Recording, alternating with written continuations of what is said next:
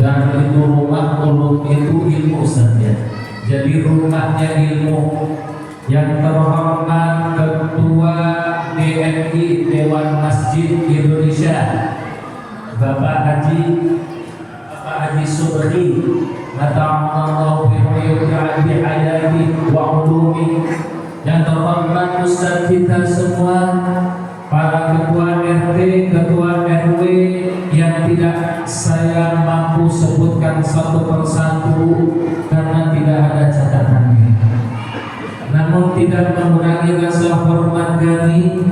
Semoga bapak-bapak yang hadir di sini, ibu-ibu juga, adik-adik juga semuanya, semoga Allah limpahkan hidayah kepada kita semua.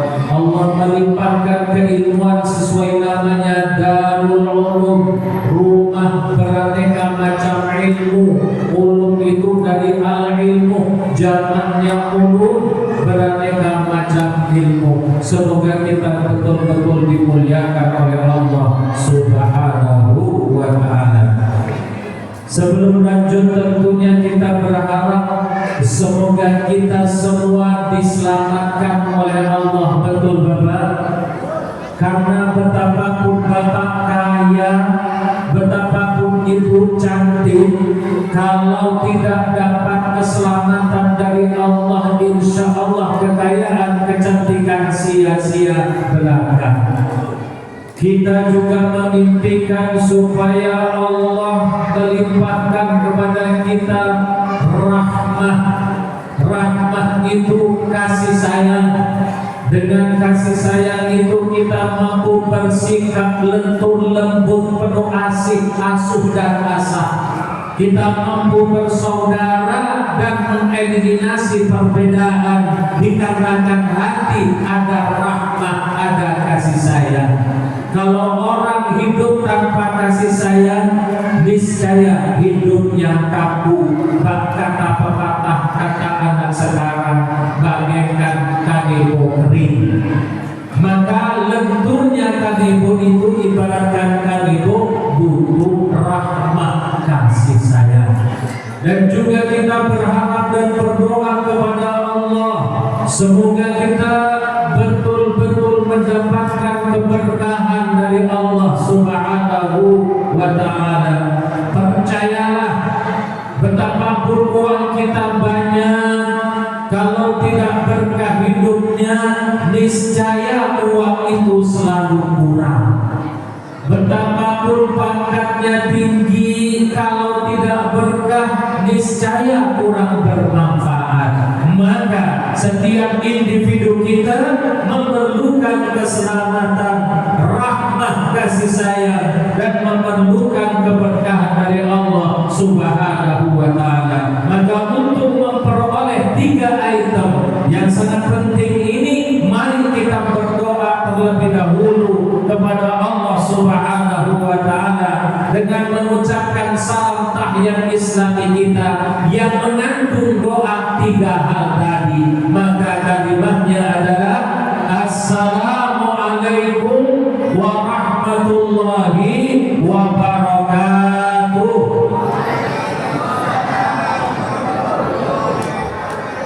Alhamdulillah, pada malam hari ini Allah menggiring kita ke tempat yang suci, tempat di bumi ini yang paling Allah sayangi, tempat yang Allah muliakan adalah masjid. Masjid, ya, kata anak yang belajar gramatika, masjid itu isi apa Ustaz?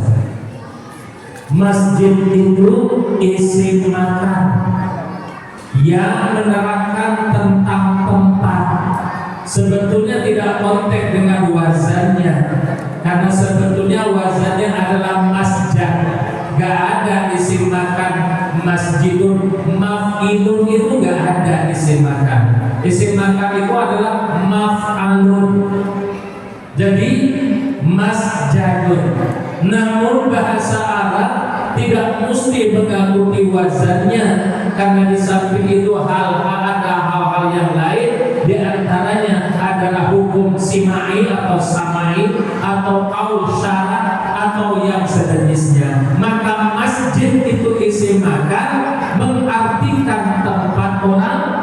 sujud. Dari sajadah yasjudu masjidun, tempat orang sujud. Sama juga dengan musola. Musola itu juga disemakan tempatnya orang yang sholat. Kira-kira sholat tanpa sujud ada gak? Maka musola dan masjid kedua-duanya adalah disemakan tempat yang paling Allah muliakan dan tempat hamba memuliakan Allah. Maka kalau tempatnya saja dimuliakan, mustahil penduduknya, kita yang berada sekarang ini, tidak dimuliakan oleh Allah. Amin ya rabbal alamin. Maka dalam kemuliaan ini, di mana saat ini kita semua dimuliakan oleh Allah Subhanahu wa taala dalam momentum Maulidur Rasul. Kembali lagi saya katakan, istilahnya yang benar maulid apa maulud? Dan begitu tuh, kan sering ditulis mari kita memperingati maulid. Yang benar maulid apa maulud? Harus kita menjawab, Pak. Kalau maulid bahasa gramatikanya menerangkan tentang waktu. Waktu dilahirkan baginda Nabi Muhammad sallallahu alaihi wasallam. Dan ini tidak menyangkut hukum yang sangat kuat terhadap kita, karena kelahiran seseorang murni hak prerogatif dari Allah Subhanahu wa taala. Ada yang lahir hari Rabu, Jumat, Sabtu, Kamis, gak ada urusan, gak mengandung hukum terhadap kita.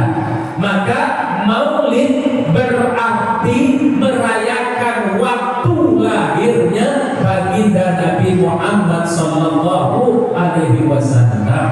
Kalau maulud itu isim maf'ul, artinya apa? Bagi yang dilahirkan pada saat maulid itu. Ketika Anda menolak maulud dengan artian menolak orang yang dilahirkan pada saat maulid itu, hati-hati, berarti Anda ingkar, tidak mengakui terhadap sosok baginda Nabi Muhammad SAW. Dan ketika Anda ingkar terhadap baginda Nabi, tidak mau menerima maulud, maka Anda termasuk orang kafir. Waliyadu billah. Baik maulid ataupun maulud itu sama-sama benarnya, karena yang kita rayakan biasanya adalah hari lahirnya baginda Nabi, maka itulah tempat maulid. Tetapi kalau maulud mengandung konsekuensi hukum, di mana kita harus menerima ajaran dari maulud tadi, ajaran dari orang yang dilahirkan pada saat maulid itu. Siapa itu? Baginda Nabi Muhammad sallallahu alaihi wasallam. Sepakat nih? Sepakat ya? Kita tidak menolak maulud. Kalau ada orang yang menolak maulud biar dia itu haji, berarti dia tidak mengakui baginda Nabi. Lalu ketika kita ditanya mengapa harus merayakan maulid dan mengapa harus membesarkan maulid, mengapa harus mensyiarkan, maka disinilah jawabannya sering kontroversi. Ada yang pro, ada yang kontra. Yang kontra katanya ini perbuatan bid'ah. Betul apa tidak? Maulid itu bid'ah, betul, karena tidak pernah dicontohkan katanya oleh baginda Nabi. Nabi katanya tidak maulid, para sahabat juga tidak maulid, para imam juga tidak maulid. Maka untuk menjawab pertanyaan ini, saya harapkan tunggu dulu, karena jawabannya insya Allah kita akan uraikan berikutnya. Selanjutnya iklan dulu.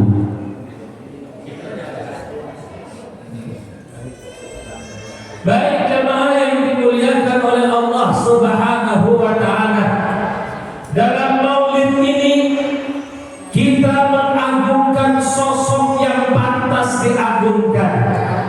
kita membesarkan, kita mensyiarkan, dan kita takzim berbaca salawat terhadap beliau. Kenapa?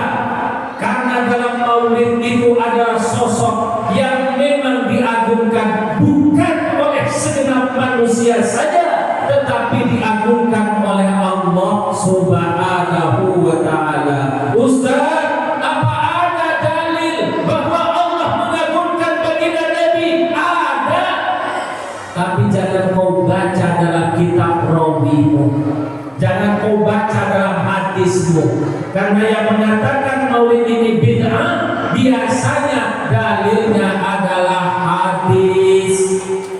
Tetapi kalau mampu kita berdalil yang lebih tinggi, yaitu kitab suci Al-Quran, di dalam kitab suci Al-Quran Allah mengagungkan baginda Nabi Muhammad sallallahu alaihi wasallam. Buka surat Al-Qalam misalnya, di ayat keempat Allah mengagungkan, wa innaka la'ala khuluqin azim. Duhai ya Rasul, engkau adalah pemilik akhlak yang bukan sekedar mulia, akan tetapi akhlakmu duhai ya Rasul azim. Akhlak baginda Nabi sangat agung. Yang mengagungkan siapa? Allah. Yang mengagungkan Allah Subhanahu wa ta'ala terhadap sosok baginda Nabi Muhammad sallallahu alaihi wasallam. Dan harusnya dalil ini kita renungkan bersama dan kita pakai untuk berargumentasi ketika kita merayakan Maulidun Nabi Muhammad sallallahu alaihi wasallam. Jadi baginda Nabi yang kita maulidkan ini, yang kita agungkan ini, itu diagungkan oleh Allah Subhanahu wa ta'ala. Bahkan saking Allah mengagungkan kepada baginda Nabi Muhammad sallallahu alaihi wasallam, Allah ketika menyebut para nabinya disebut nama langsung. Misalkan Adam di surat Al-Baqarah Allah memanggil, ya Adam uskun anta wa zawjukal jannah, dipanggil namanya langsung. Kata Allah, ya Adamu, ya Adam. Maka jamaah yang dimuliakan oleh Allah, ini menyangkut ya nida nih. Kembali lagi kepada argumentasi tentang dalil. Ya nida itu adalah yang panggilan. Ketika memanggil isim yang mufrad itu mabniun ala raf'i, pakai harokatnya dhammah, ya Adamu, ya Hasanu. Namun ketika nanti memanggil kalimat yang terdiri dari tarkib idhafi, tarkib mudhaf, maka mabniun alal fathi. Contohnya seperti apa? Seperti tadi yang kita baca, marhaban ya nurul aini, bukan ya nurul aini. Kenapa? Karena tarkibnya itu tarkib idhafi. Dua kalimat dijadikan satu. Yang pertama mabni terhadap fathah. Yang benar adalah ya nurul aini, jangan ya nurul aini.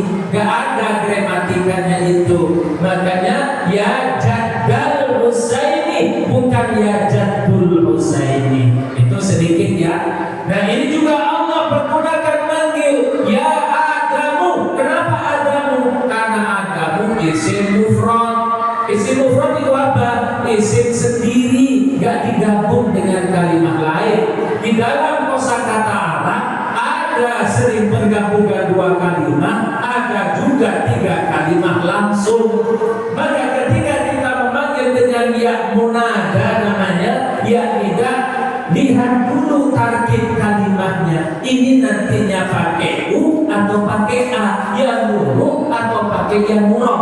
Itu tergantung siap atau barisan kalam kalimat setelahnya. Baik, jamaah yang dimuliakan oleh Allah, saking agungnya ini sosok baginda Nabi, Allah tidak pernah memanggil namanya langsung di dalam kitab suci Al-Quran.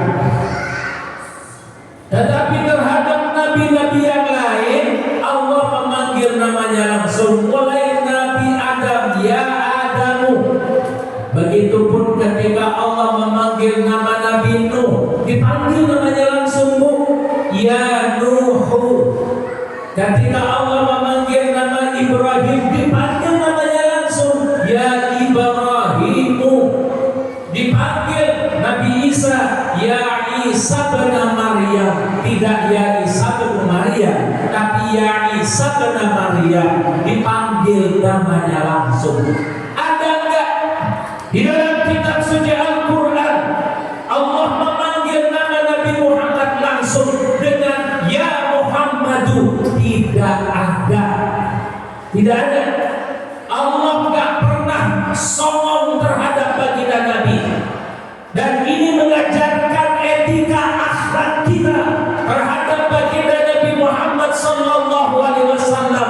Jangan kau main-mainkan ketika engkau memanggil nama Nabi Muhammad, karena itu nantinya berdampak terhadap lebur sebuah amalanmu. Nanti keterangan di dalam suratmu. Baik, kita kembali. Yang kita besarkan di sini adalah sosok baginda Nabi yang memang Allah besarkan. Tadi alasannya adalah di surat Al-Qalam bahwa Allah memuji baginda Nabi, mengagungkan baginda Nabi dengan kalimat wa innaka la'ala khuluqin 'adzim. Duhai ya Rasul, engkau adalah pemilik akhlak yang sangat agung sekali. Bahkan Allah tidak pernah memanggil namanya langsung. Terhadap nama nabi-nabi lain Allah memanggil namanya langsung, tetapi terhadap baginda Nabi Muhammad Allah tidak pernah memanggil ya Muhammadu. Tidak pernah ada di dalam kitab suci Al-Quran. Tapi bagaimana cara Allah memanggil nama Nabi Muhammad? Allah memanggil nama pangkat dan jabatannya. Lalu bagaimana cara memanggil? Ya ayyuhan Rasul, wahai Rasul. Yang kedua, ya ayyuhan Nabi. Yang ketiga, bahkan ketika baginda Nabi lagi sakit kurang sehat, Allah panggil posisinya ya ayyuhal muzammil qumil laila illa qalila nisfahu aw yanqus minhu qalila aw zid alaihi wa qidil qur'ana tartila. Yang keempat caranya ya ayyuhal mudassir qum fa'andir wa rabbaka fakabbir wa siyabaka fatahhir. Ada enggak Allah memanggil namanya langsung? Tidak ada. Dan ini ajaran Allah terhadap kita. Maka Allah menerangkan hal ini.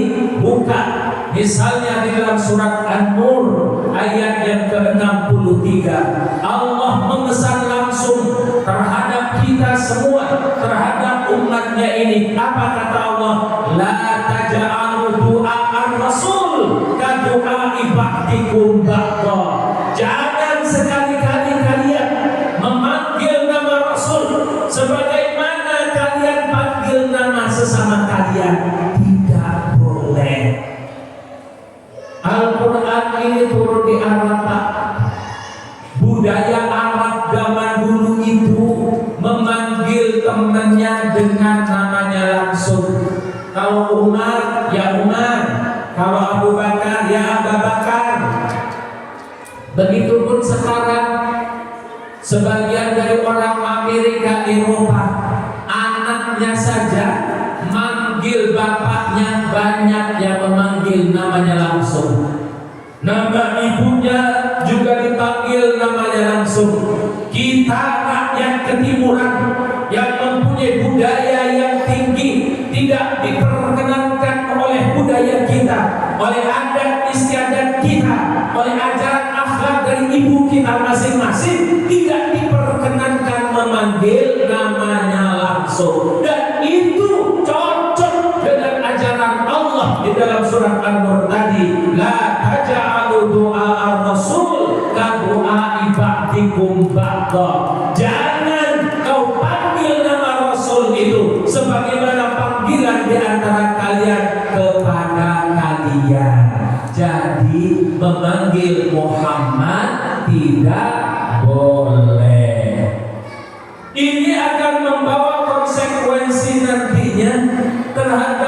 penyebutan Sayyidina. Iya kan? Kan ada pendapat konon katanya sebutan Sayyidina itu bid'ah. Ada ustaz yang mengajarkan kalau sholawat langsung saja Allahumma sholli ala Muhammad, gak usah Sayyidina. Karena sebutan Sayyidina itu tidak dicontohkan oleh baginda Nabi. Maka kita jawab, betul baginda Nabi tidak mencontohkan Sayyidina. Dan ini teriwayat di dalam kitab Bukhari bahwasanya ada sahabat yang bagi baginda Nabi face to face, berhadapan-hadapan antara sahabat ini dengan baginda Nabi. Lalu sahabat itu minta diajarkan sholawat terhadap baginda Nabi. Maka sahabat itu berkata, ya Rasulullah, kaifa alimni kaifa nusalli alaika. Di kitab Sahih Bukhari ada ini, bahwa ya Rasulullah, ajarkan kepada kami bagaimana kami bersolawat terhadapmu. Maka Rasul menjawab, qul Allahumma sholli ala Muhammad wa ali Muhammad. Gak ada sayyidinanya. Ini yang dipakai teman kita untuk membid'ahkan sebutan Sayyidina. Tunggu dulu ya. Kenapa Rasul tidak menyebut Sayyidina? Karena itu berhadap-hadapan. Ketika berhadap-hadapan, Rasul gak mungkin menyebut Sayyid terhadap dirinya sendiri. Kenapa Sayyid itu? Sayyid itu tua, Sayyid itu raja, Sayyid itu agung. Sebagai pemilik wa innaka la'ala khuluqin adzim, sebagai pemilik akhlak yang agung, gak mungkin dia akan menyebutkan Sayyid terhadap dirinya sendiri. Masuk logika gak? Kira-kira bid'ah gak nanti? Jadi Rasul gak mungkin menyebutkan dirinya itu Tuhan. Kan sebutan Sayyid itu kan Tuhan. Masa Rasul mengajarkan kepada sahabat yang mengajarkan Allahumma sholli ala Tuhan Muhammad? Gak mungkin. Berarti kalau dia menyebut Tuhan pada dirinya sendiri, dia tergelincir pada akhlak yang agung tadi. Kenapa? Akhlak yang agung mempunyai sifat yang low profile, rendah hati. Begitupun Rasulullah gak pernah ada, Pak. Ada gak riwayat Rasulullah pernah ada? Seumur-umur Rasulullah gak pernah ada. Kenapa? Karena adzan itu diwartakan, suaranya kencang, memberi pengumuman. Kalau sampai Rasulullah ada, ini akan menjadi pemahaman yang aneh. Ketika misalnya dalam kosakata ada kalimat asyhadu anna Muhammadar Rasulullah, yang ada Muhammad.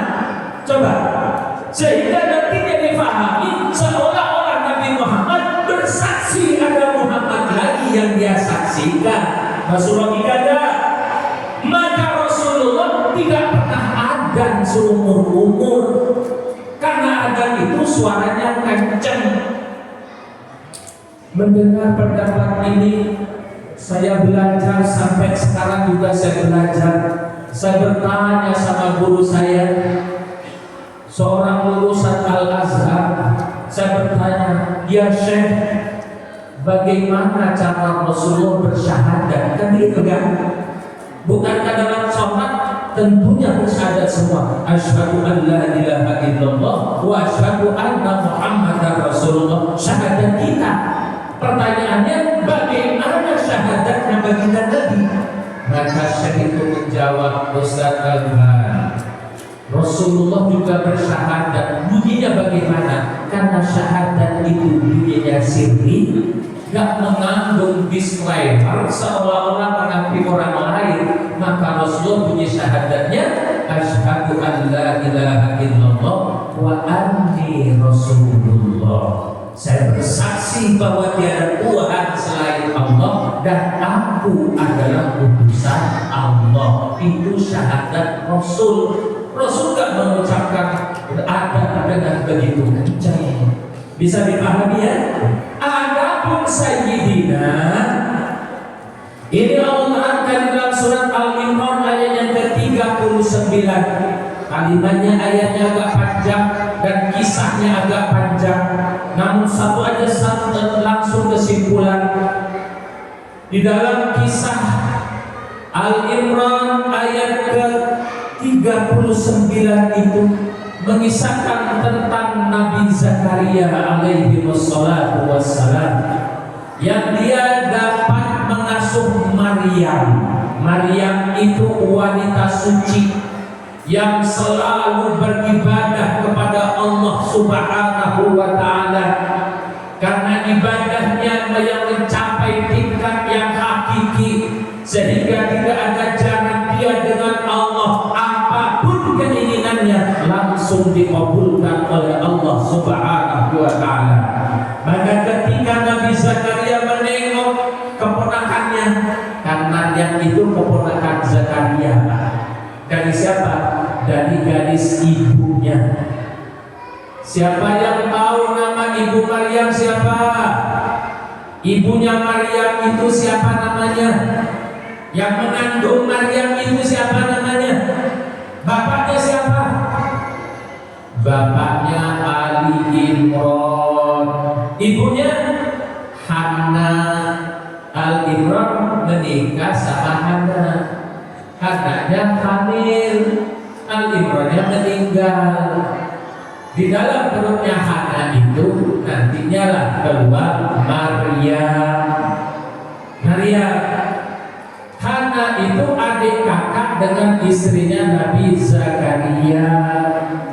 Nama latinnya adalah Elizabeth, yang dilestarikan menjadi nama ratu-ratu kerajaan Inggris.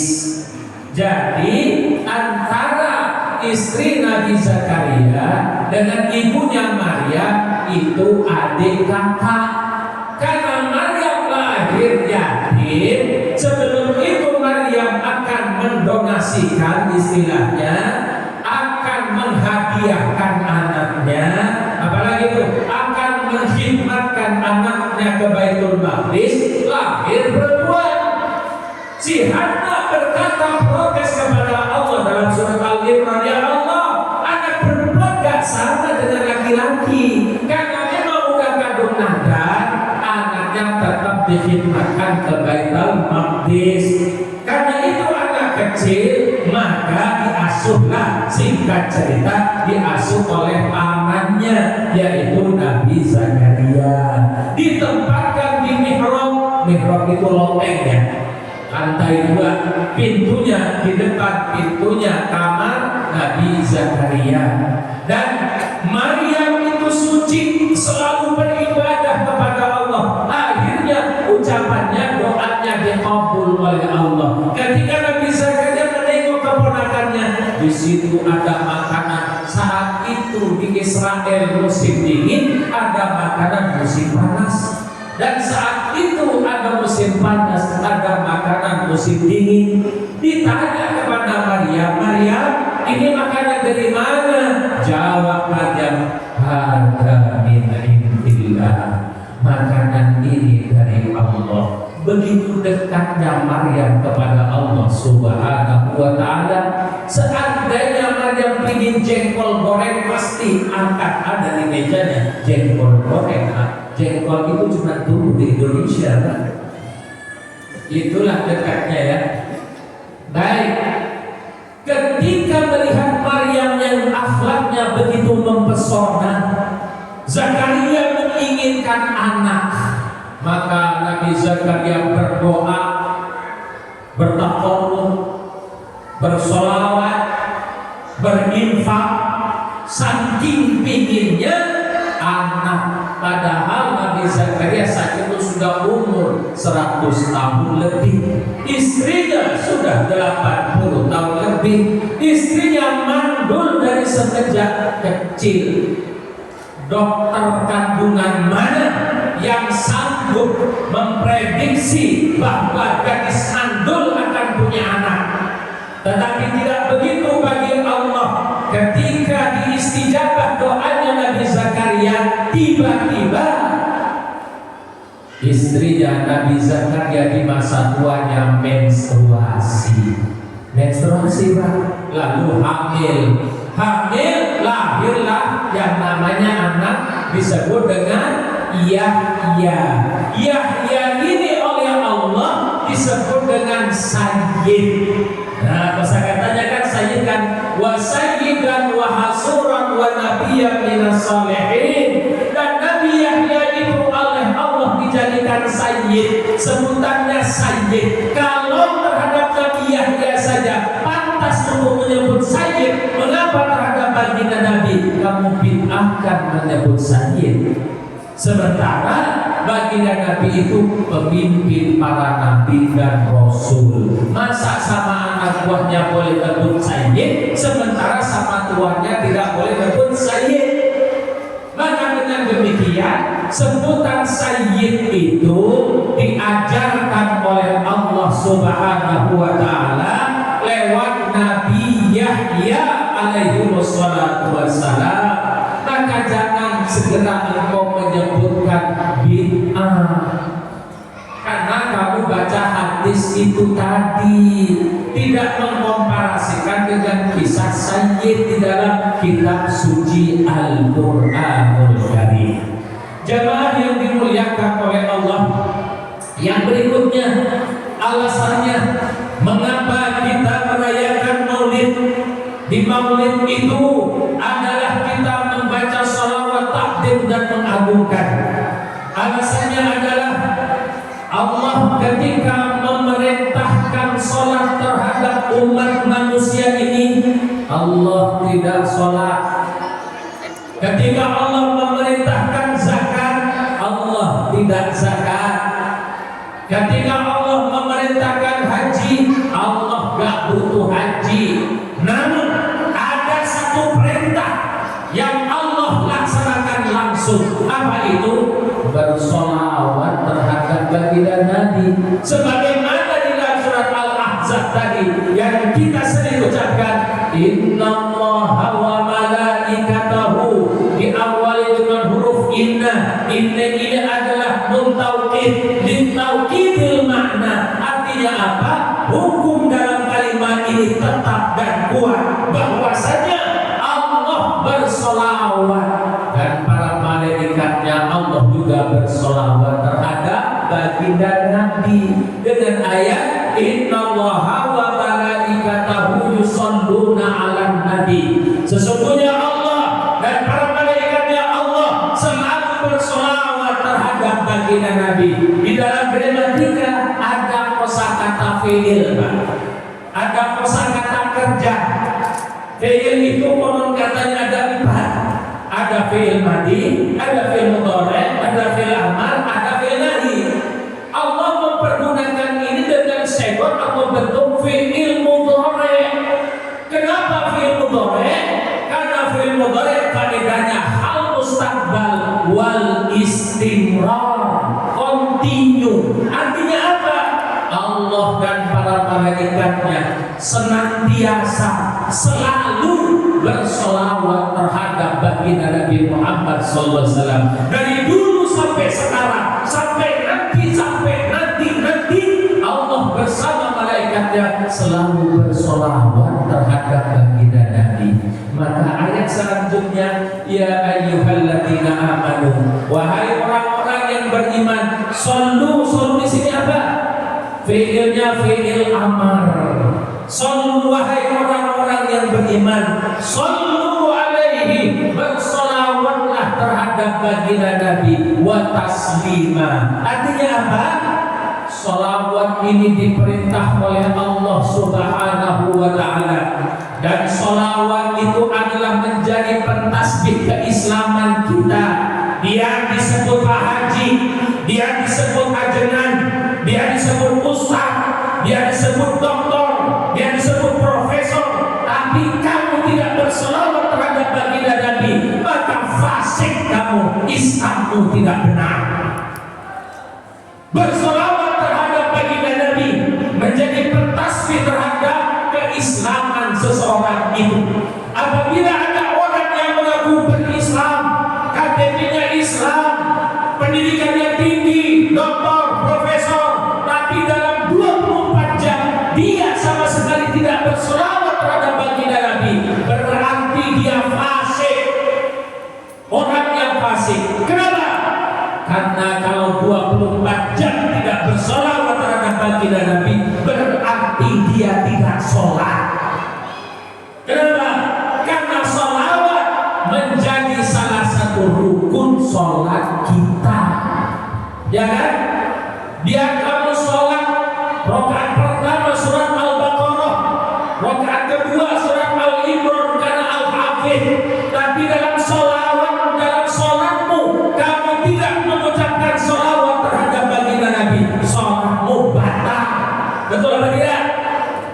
Sholatmu batal kalau kamu tidak bersalawat terhadap baginda Nabi. Biar kamu profesor, tetapi kamu dalam 24 jam tidak bersalawat terhadap baginda Nabi, berarti kamu tidak sholat. Betul? Maka bersalawat ini adalah hakikat kita, Islam kita, iman kita. Jamaah yang dimuliakan oleh Allah, dan dalam peringatan Maulid ini intinya kita bersolawat terhadap baginda Nabi. Dan ketika kita bersolawat terhadap baginda Nabi, kamu bid'ahkan, mananya yang bid'ah, apanya yang salah. Betul? Orang yang sering membid'ahkan tidak pernah merenungkan kitab suci Al-Quran.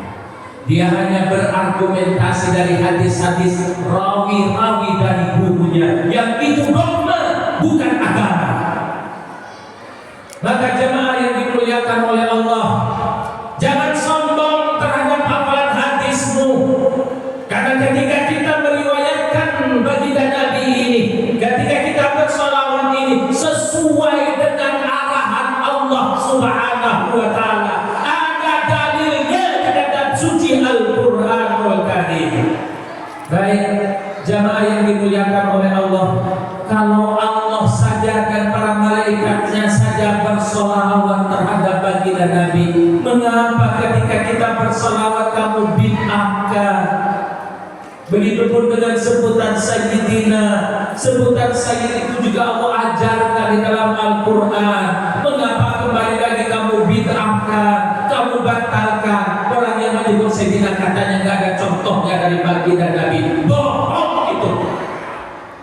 Baik jamaah yang dimuliakan oleh Allah Subhanahu wa Ta'ala, sedikit lagi, kalau kita kupas dalil-dalil di dalam Al-Quran yang bisa dijadikan alasan kita merayakan Maulid ini, banyak, luar biasa. Di antara sebutan Sayyidina tadi ada, dan kita dilarang menyebut nama baginda Nabi Muhammad langsung. Muhammad tidak diperbolehkan. Maka di dalam surat An-Nur ayat yang ke-63 tadi, kita gabung dengan surat Al-Hujurat ayat-ayat yang ketiga. Apa pesan Allah? Ya ayyuhalladzina amanu, wahai orang-orang yang beriman, la tarfa'u aswatakum, jangan kau kencangkan suaramu, fauqa sautin Nabi, lebih tinggi daripada suara Nabi. Wala tajharu lahu, jangan kau kasar-kasar suaramu kepada baginda Nabi. Kajahri ba'dikum ba'da, sebagaimana kasar suaramu, panggilanmu terhadap sebagian kalian. Ketika itu lakukan, antah bato a'malukum, maka ketika kamu kasar terhadap baginda Nabi, ketika kamu kurang sopan terhadap baginda Nabi, ketika kamu berani-beraninya menyebut namanya langsung, antah bato a'malukum, gugur, hancur, lebur seluruh amal perbuatanmu. Wa antum la tashkurun, kamu gak ngerti dan kamu gak ngerasa. Ini rekodnya nih. Jadi ketika kita kurang ajar terhadap baginda Nabi, maka ibadahmu lebur, hancur. Yang mengatakan ini siapa? Allah langsung. Gak percaya? Buka surat Al-Hujurat ayat yang kedua. Antah bata amalukum wa antum la tashkurun, hancur luluh lantak seluruh amal perbuatanmu, sementara kamu tidak merasa. Kamu masih soleh saja, gitu kan? Kamu masih merasa pintar saja, sementara amal perbuatanmu hancur lebur, gak ada harganya. Jamaah yang dimuliakan oleh Allah Subhanahu wa Ta'ala. Terus apa sampai di sini? Hanya udah capek. Ibu terus apa sampai di sini?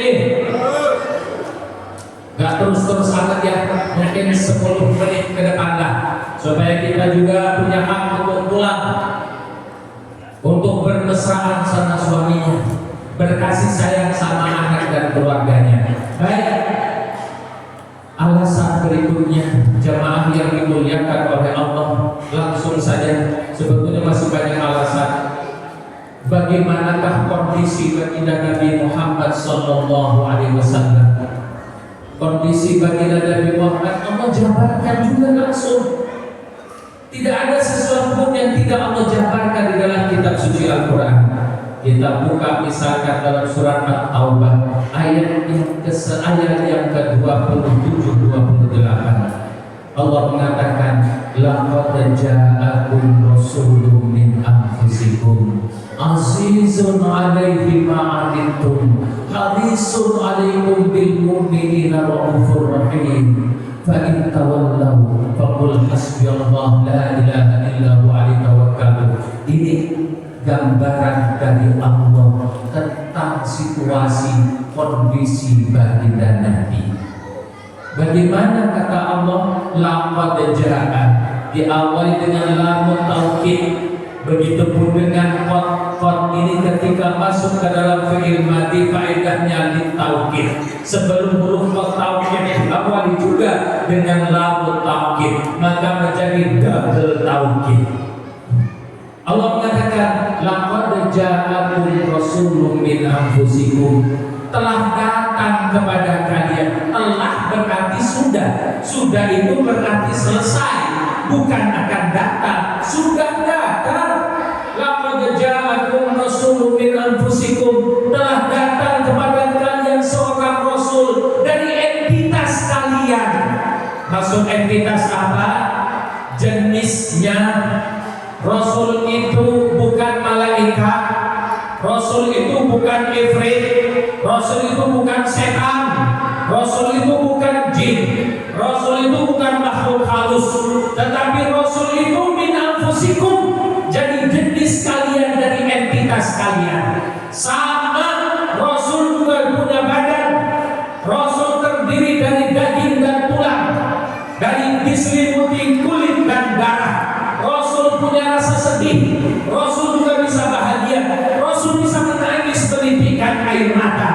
Rasul sama dengan kita, tetapi Rasul dibimbing wahyu oleh Allah Subhanahu wa Ta'ala. Maka Allah mengatakan, telah datang kepada kalian seorang Rasul dari jenis kalian, yakni dari manusia. Qul innama ana basyarun mislukum yuha ilayya. Katakan, duhai ya Rasul, engkau, aku, kata Rasul, adalah manusia biasa seperti kalian. Makan juga tidur, mandi juga minum, bahkan Bapak Haji di sini minum kopi. Maka Rasul itu dari diri manusia.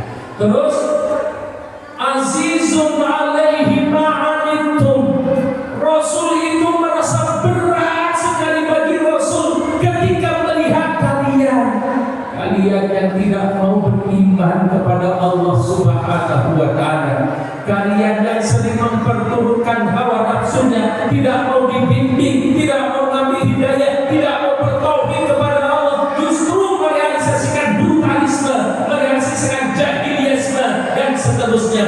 Rasul tahu itu, maka kata Allah, azizun 'alaihi ma 'anittum. Azizun jangan selalu diartikan mulia.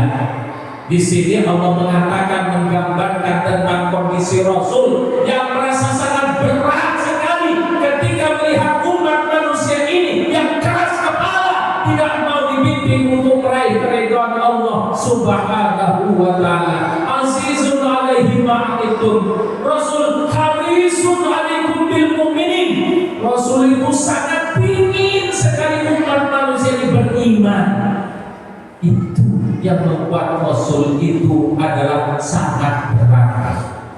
Bahkan kondisinya ini Allah terangkan dalam surat Al-Kahfi yang ke-6, la'allaka bakhirun nafsaka ala asari illam yu'minu bihadzal hadis asafa. Dan juga di surat Asy-Syu'ara ayat yang ke-3, qasimin la'allaka bakhirun. Bakhirun itu menderita. Bakhirun itu ibaratkan remaja yang putus asa karena ditinggalkan oleh harapannya, ditinggalkan oleh kekasihnya. Biasanya bakhil, sering sekali dia susah, berat sekali. Itu yang Allah gambarkan terhadap orang mukmin. Bagaimana kondisi baginda Nabi? Sangat berat bagi baginda Nabi terhadap apa yang menimpa kalian. Maka Rasul harisun alaikum bil mu'minin. Rasul itu sangat menginginkan kalian itu beriman kepada Allah Subhanahu wa taala. Raufun, Rasul itu mempunyai sifat yang lembut sekali. Rahimun, dan Rasul itu sangat penyayang sekali. Sungguh sayang sekali Rasul itu. Sangat minat untuk menjadikan seluruh umat manusia di dunia ini beriman kepada Allah Subhanahu wa taala. Tetapi sudah ditunjukkan tapi tidak mau beriman. Rasul susah di sini. Rasul berat menanggung penderitaan ini. Keimanan seseorang, ketidakkeingkaran seseorang menjadi penderitaan bagi Rasul. Maka Rasul la'allaka bakhirun nafsaka ala asarihim. Hampir saja engkau mencelakakan dirimu wahai Rasul atas tingkah laku mereka yang tidak mau beriman. Jemaah yang dimuliakan oleh Allah, mari kita renungkan. Ini gambaran Allah tentang posisi Rasul sebagai pemimpin, sangat memikirkan yang dipimpin. Kira-kira ada enggak pemimpin yang seperti ini? Ada enggak pemimpin yang seperti ini yang sangat menderita karena memikirkan umatnya? Bahkan di ujung usianya, ketika malaikat hendak mencabut nyawanya, rawi yang terkenal, apa ucapan Rasul? Rasul tidak memikirkan sahabatnya, Rasul tidak memikirkan anaknya, tetapi yang Rasul ucapkan di ujung usianya, ummati, ummati, ummati, wala afdalu wahidun min ummati finnar. Dan ya Jibril, kabarkan kepada Allah, aku tidak ikhlas, tidak ridho apabila satu saja dari umatku menghuni api neraka.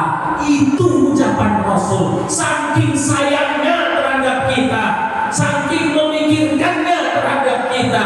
Lah kita kok nggak pernah memikirkannya. Kalau misalkan kita bersalawat, lah kok malah disalahkannya. Jemaah yang dimuliakan oleh Allah, ada hadis yang menerangkan posisi Rasul lagi. Di dalam hadis itu dikatakan, baka Rasulullah yauman, Rasulullah menangis pada suatu hari. Bayangkan ini,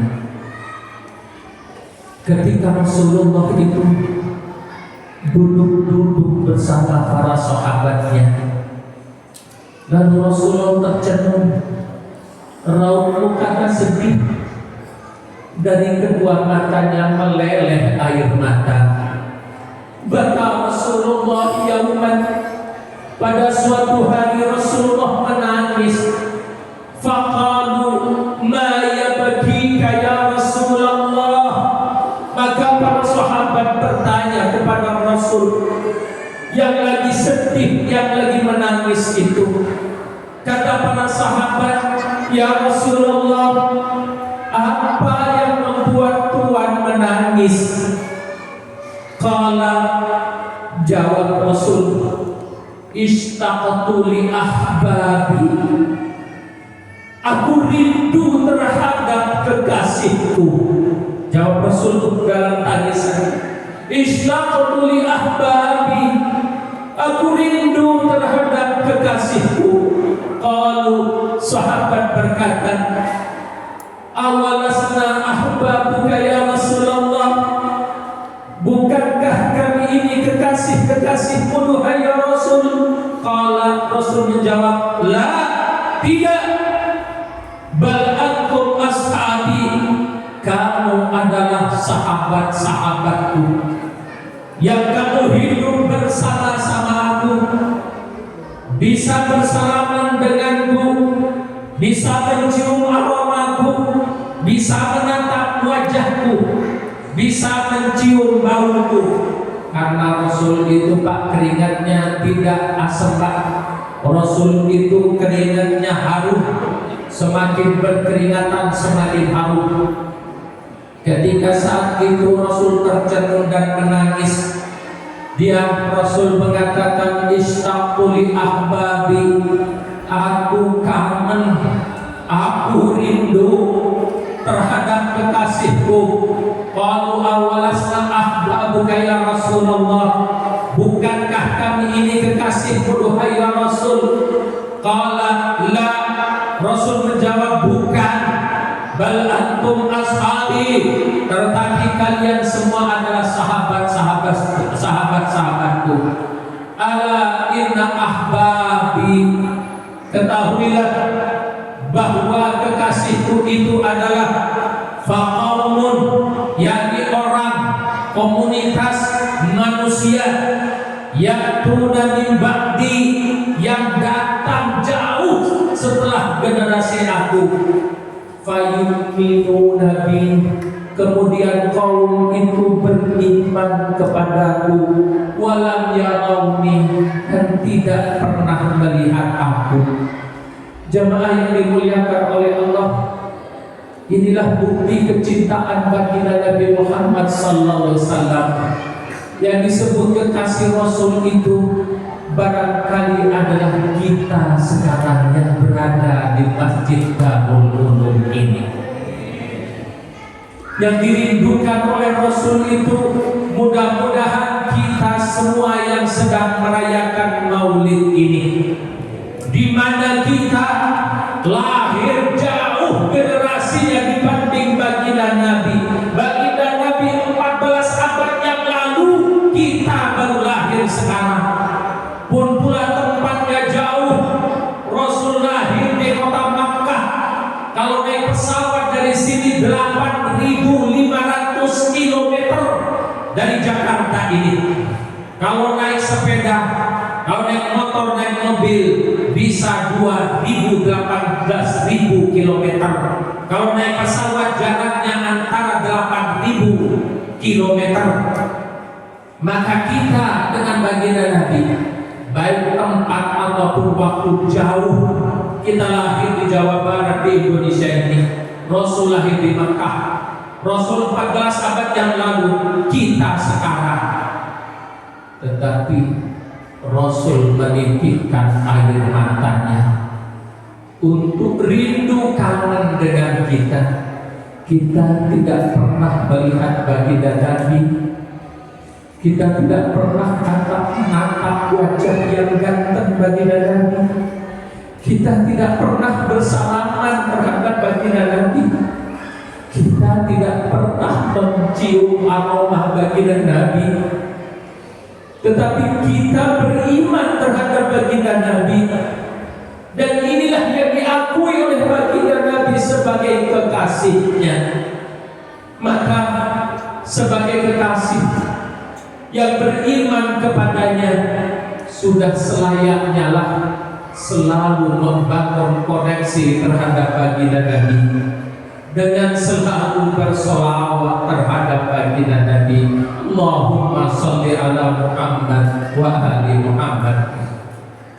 Yang terakhir, ketika kita mengaku cinta terhadap baginda Nabi, ketika kita beriman terhadap baginda Nabi, Allah menggambarkan di dalam surat Al-A'raf ayat 157, falladzina amanu, maka orang yang beriman terhadap baginda Nabi itu, wa azzaruhu, muliakan baginda Nabi itu, wa nasaruhu, dan bantu perjuangan baginda Nabi itu, wa allati unzila ma'ah, dan ikuti gen ajaran cahaya yang turun terhadap baginda Nabi. Nama lain dari Al-Quran adalah cahaya.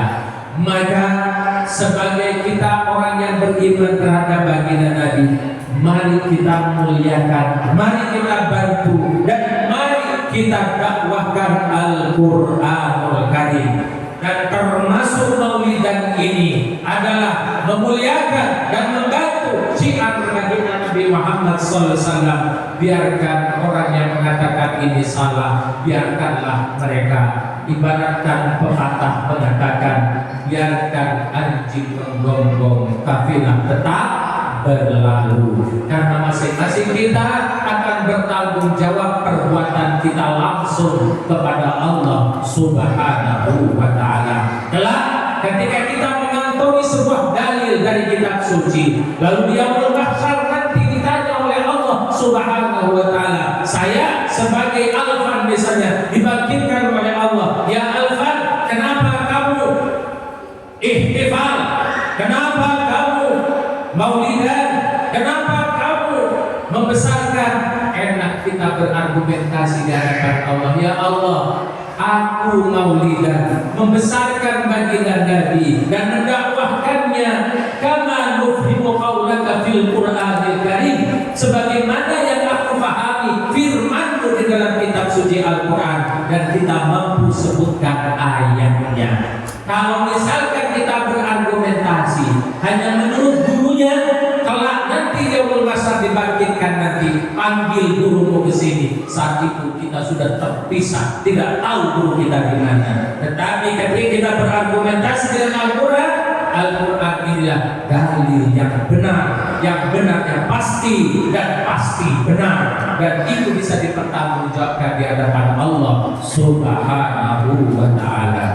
Baik, sampai di sini sudah 1 jam lebih 2 menit. Cukup ya? Kalau misalkan nanti ada orang yang nyinyir tentang maulidan ini, biarkan, karena itu kitabnya bukan kitab suci Al-Quran. Padahal dalil maulid ini misalkan di surat Yunus ayat 57, 58, misalkan surat Shaf ayat yang ke-6, itu legitimasi. Misalkan Al-Ahzab, laqad kana lakum fi Rasulillah, banyak sekali dalil-dalil yang bisa kita jadikan argumentasi. Adapun para sahabat tidak maulid karena sahabat itu berinteraksi langsung, ngobrol langsung, ngapain maulid? Tetapi kita maulid ini adalah membesarkan terhadap baginda Nabi. Semoga kita yang hadir ini atas untuk mendapatkan syafaatnya. Amin. Dari saya demikian. Apabila ada kosakata yang salah, kasar, itu lahir dari bodohan saya pribadi. Dan apabila ada kosakata yang dianggap benar, barangkali itu petunjuk dari Allah Subhanahu wa Ta'ala. Atas kesalahannya saya mohon maaf yang sebesar-besarnya. Akhirnya ihdinas siratal mustaqim, wallahul muwaffiq ila aqwamit thariq. Wassalamu alaikum warahmatullahi wabarakatuh.